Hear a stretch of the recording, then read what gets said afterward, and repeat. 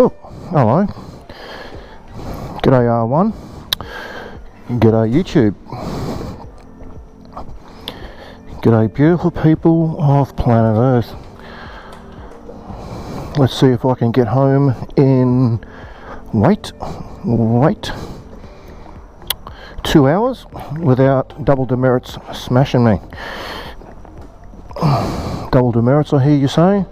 Well, what are you talking about? Well, I am Australian, if you haven't already told by my accent, and we are still going through the Christmas New Year's Double Demrits point season, or Double Demrits road offence season, and that is, we get smashed during public holidays. Anything that resembles a holiday these days. It started off many decades ago just basically being Christmas and New Year's. Now it's any time they see a fucking resemblance of a day off. Okay. Let's get out of here and avoid any troubles on the way home. Double Demrits finishes at midnight tonight, which, as I said, is basically 2 hours from now. Should I perhaps maybe not have brought the R1 then? Well, that would be the logical argument, would it not? And or possibly the thread of this video. What have you been doing on two wheels, or possibly four, during this Christmas New Year season? And what do you get in regards to slaps on the PP in your corner of the world? Like I said, here in Australia, we get doubly smashed over the Christmas New Year's period. Pretty sure all of Australia has Double Demrits now. I'm pretty sure it would have originated here in Sydney, or the state that Sydney is in, which is New South Wales. We're probably the most populous state in Australia. Not popular as in everybody wants to live here, but yeah, kind of, because we are probably the most populist state. So the most people generally live in Australia. Sydney still is the biggest city in Australia. Melbourne is always trying to catch up, or I think we're actually catching up not all that long ago. Whether they still are or not, I don't know. Brisbane continues to grow, but long story short, Sydney's ahead of the game. Sydney is Australia's London and New York. And henceforth, the state sort of leads the way with new initiatives. If you're going to see something first, it's a good chance you'll see it first in New South Wales. And that was Double Demrits. That started, I'd say, back in the 20th century sometime. Did I grow up with Double Demrits? I'm 50 now. I don't know, maybe. But like I said, it definitely wasn't anywhere near as severe as what it is these days. We get Double Demrits just at the whiff of an early knock-off on a Friday afternoon. Oh, bang, Double Demrits. You get knocked off early. No, it's a bit of an exaggeration, but no. It is very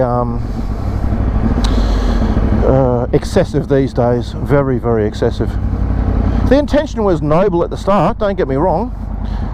Oh, that was not neutral, obviously. Well, why show neutral if it's not neutral? The intention was good at the start. It really was. Double Demrits came in due to the high death tolls that was occurring during the Christmas New Year's period, when people were generally getting their time off work, which is still the case, obviously. Most people here in Australia get their annual leave over Christmas New Year. And as was the case, I mean, drink driving was a massive thing back in the 60s, 70s, 80s, etc. So basically over the Christmas New Year period, when people were taking time off work, they would mix obviously alcohol with days off. And there we go, somebody's being a naughty boy already tonight, but it won't be me. And yeah, mixing alcohol with long distance driving, because Australia's a big country and there's a lot of kilometres to cover. So people would drink, speed and fall asleep behind the steering wheel. And as such, the death toll was definitely at its worst during the Christmas New Year, and Double Demrits came in to de-incentivize people from shenanigans and silly games. But that has now been abused, obviously, by the state treasury, and just used now as an excuse to basically make money wherever they possibly can. And for argument's sake, Queen's birthday holiday or some stupid bullshit public holiday, you know, you suddenly, you know, one day off, and then all of a sudden you've got 3, 4 fucking some ridiculous amount of double demerit days, like longer than the actual public holiday. It was kind of crazy. And tonight we have 2 hours and 3 minutes left of double demerits. Oh damn it. Which again, if you would have just seen, get into neutral, man. If you would have just seen what I did there, I had no intention whatsoever of running the orange light, because here's a little battle tip for you, and I have only just got caught, not recently, maybe, oh, I can't remember how long ago, but I actually got done for running an orange light. No, not a red light, an orange light. So, and I think that was, I don't know, 2 or 3 points or whatever, and a couple of $100. So again, as you just saw, the police was up the road there just behind me. Light turned orange. Z Piggy's not going to do anything fucking silly, because I certainly don't need this grief with only 2 hours of double demerits left.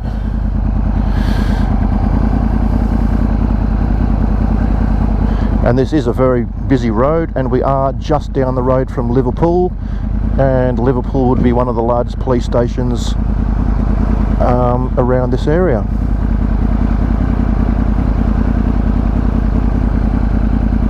Come on, there's no one there.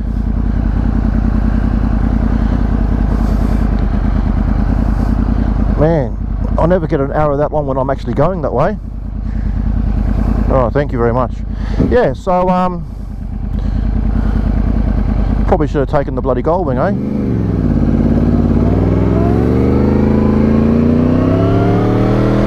Even down this road here, no guarantee what's around here, so let's just fucking kick back and take it easy.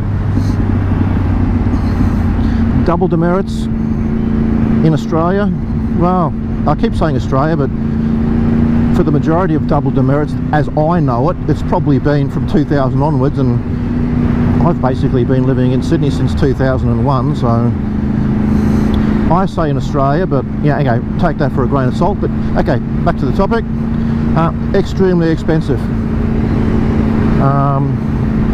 If your fine is $1,695, which is one offence that I know of, and another one which is $2,495, you're going to double those. So it's going to be double the cost and double the points. You'll be off the road for probably a year, and you better have $5,000 in your pocket while you're at it. So definitely it's nothing to be sneezed at. And with that being said, having just actually come off, you know, the New Year's weekend, I was definitely not going to be taking my R1 out for a rip this weekend. And I haven't been riding my R1 pretty much for most of double demerits. I know, guys, and I can tell by the Facebook post already, we've basically got 2 major roads out of Sydney, one going north, one going south. And when I say major roads, from a biker's perspective, I'm talking the old version of those roads.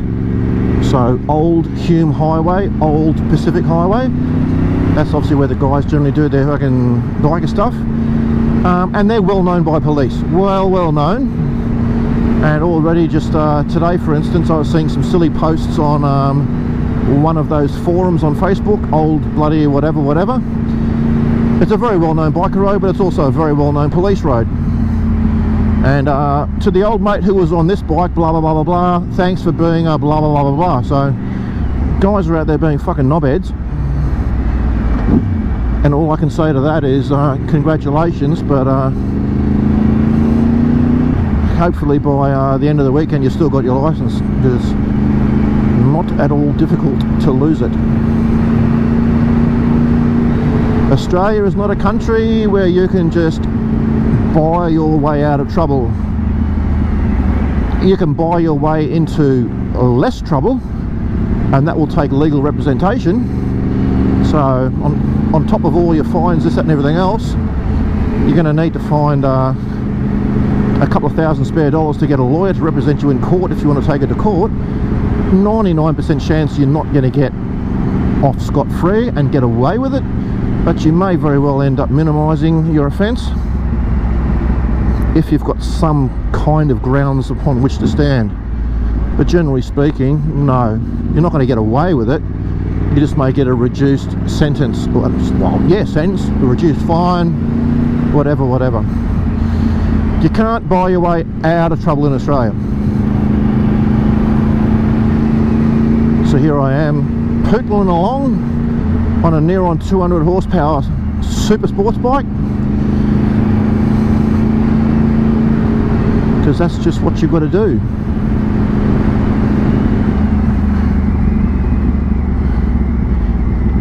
So the question is, well, what are you doing on a super sports bike? Why are you tempting fate? Well, because it's Monday, and if I don't ride my super sports Monday, Tuesday, I'm probably not going to ride it on a Thursday, Friday, because I tend to wear myself out during the week. Gym takes a lot of energy out of me, and the R1 takes, from my experience level, my R1 takes as much concentration and effort to stay in the seat and not do something fucking stupid. So come Thursday and Friday, I'd rather just cruise on by on my my Goldwing or my VFR.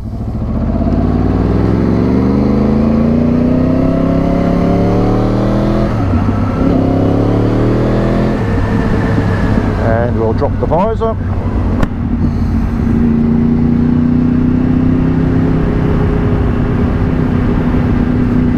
Even this quiet little back road, you can still get caught here.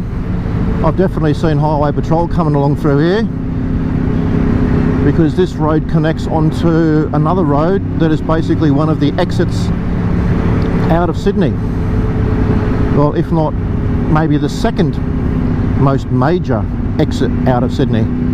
So yeah, you got to watch yourself. And pretty much just within a few minutes of where I live, literally, a lot of mobile speed cameras, and that road is heavily used as an arterial for the highway patrol or for police cars. So yeah, luckily I know most of the local haunts or patterns of police life, but unfortunately that doesn't mean I know all the patterns of the police and their habits and their locations, because they have 3 avenues out of Sydney, one being north, one being south, and one essentially, I suppose, being west. And I have been caught by them on the way out west. I haven't been caught north. Again, as I said, up north is what's known as the old Pacific Highway, very heavily policed, and unfortunately very heavily used by the bikers. So yeah, it's only natural that the police also use that road to collect their quotas. A bit better south and a bit better west. Definitely the north is the worst out of the lot, but no, doesn't mean that if you just go south or west you'll be scot-free. They will be out there too, but maybe in lesser numbers.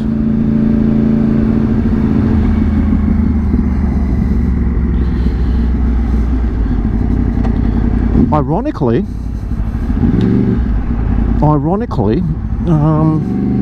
I've had a lot worse luck on 4 wheels than 2. But as a 50-year-old, believe it or not, actually, I've only been heavily, and I mean heavily, riding for the last say 2 or so years, pretty much over the Rona.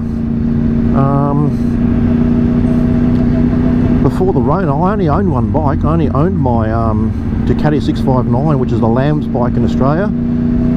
That's basically a restricted learner's bike, 660 cc's or under. And I bought that in 2013, and I put very few kilometres on it between 2013 and 2020.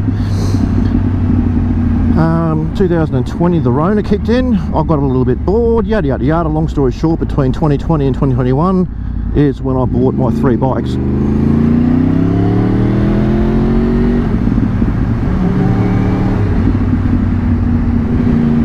The first one I bought was the bike I traded my learner bike in for, which was for a CTX 1300. Don't ask me why, there's a long story behind that, but it is what it is.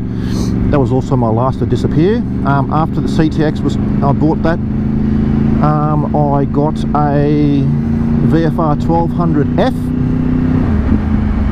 and then at the start of 2021 I added my 2018 Goldwing. Actually no, there's one more after that, isn't there? And after the Goldwing I actually traded in the CTX. I traded in the CTX for this R1.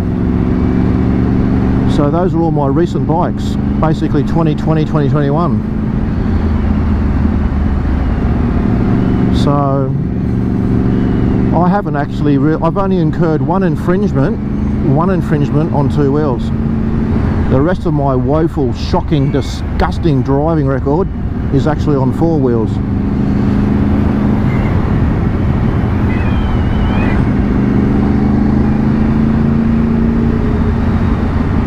And no, it's not like I haven't done, you know, shenanigans on my bikes. Clearly I have.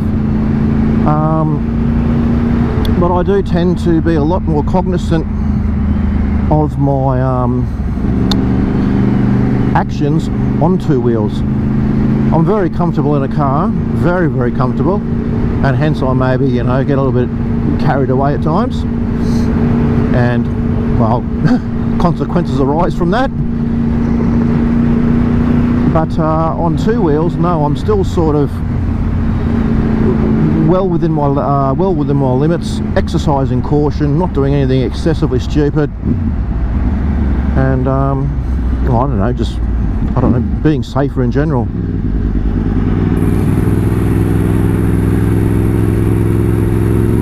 Well, that's me. I've apparently made it home. I don't believe I've passed anything that might have taken a fucking photo. I don't believe I've done anything stupid to warrant having a photo taken. So at 10 p.m,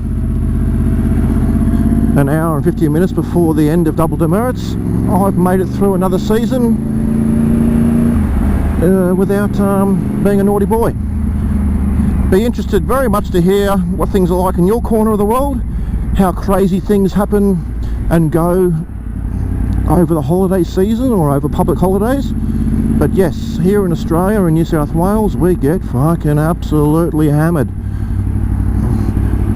So the bike will go out for a few more little trips, maybe from mid-January on, when everybody gets back off holidays and Double Demrits are gone, and we can get back to having a little bit of fun. Alright guys, well, hopefully you've all behaved, hopefully you've all been good boys, and hopefully you've still got a license after the end of the holidays. You haven't been drink riding, you haven't been speeding, you haven't been doing silly things, and you can carry on and have a enjoyable 2023.